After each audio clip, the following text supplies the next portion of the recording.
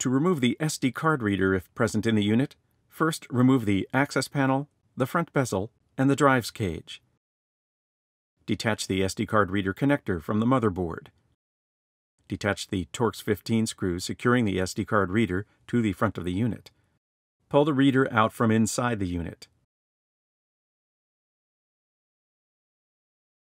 There are two locator pegs on the SD card reader that fit into small holes at the front of the chassis.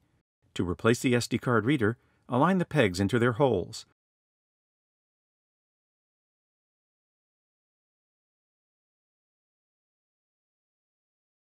Secure the reader to the front of the unit with its Torx 15 screw. Reattach the SD card reader connector to the motherboard.